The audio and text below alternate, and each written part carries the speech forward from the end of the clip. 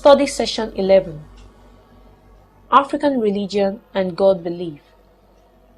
Introduction. In this study session, we will pay more attention to African mode of religion and belief in God. When you have studied this session, you should be able to 1. Explain at least 3 factors to be considered in studying African religions. 2. Discuss at least 3 positions in the philosophy of African religion. 3. Highlight some distinctions between God belief in African and Western religions, issues and outlooks of African religions.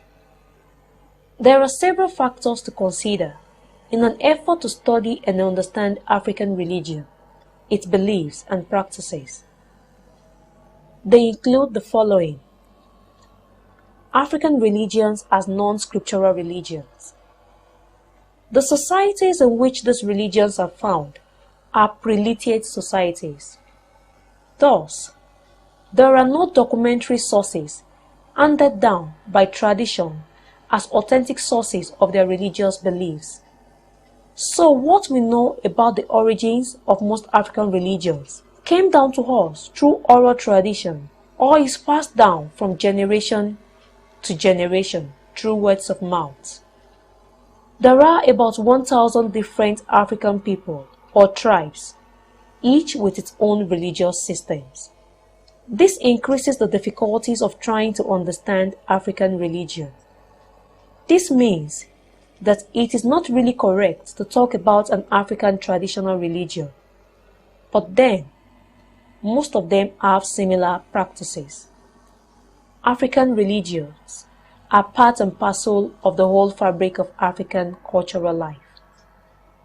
This means that no one can really remove religion from African cultures. Religious matters are closely interwoven within the social, psychological, and moral aspects of life.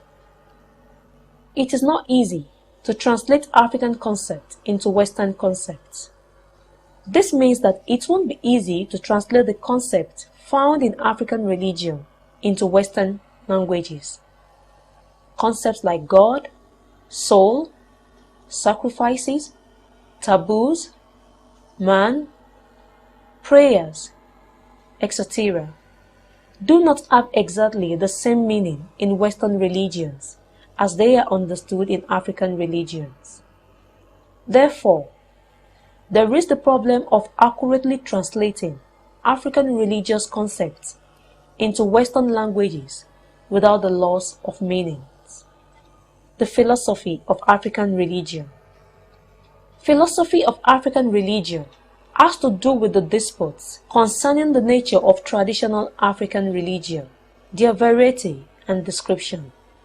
Other aspects of the philosophy of African religion deal with the works of some philosophers who want African religions to be decolonized. Let us discuss some of these positions. 1. African religion as serving social harmony. There are some people who say that there is no more motives or reasons why our forefathers practiced their religions beyond that of social harmony. The quest for social harmony and the quest for food are the main reasons why traditional religions were put in place. 2. Other people reject the above view. Evans Pritchard, Robin Houghton, etc., for example, proposed the scientific model as a means of understanding African religion.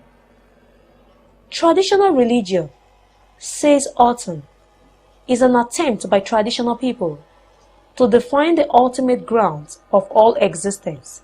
It tries to discover the constant principle that can help us to make sense of the ever-changing nature of things. 3.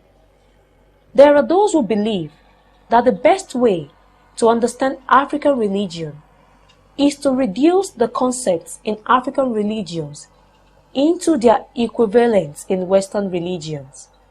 But the problem with this method is that African cultures and Western cultures are different, and their beliefs also differ. As we said earlier, the same words can have different meanings in Africa and the West. Again, Okot Pitek has argued that Africans like speaking in concrete terms, while the Western favor abstract terms, making it even more difficult to carry over African religious concepts to the West.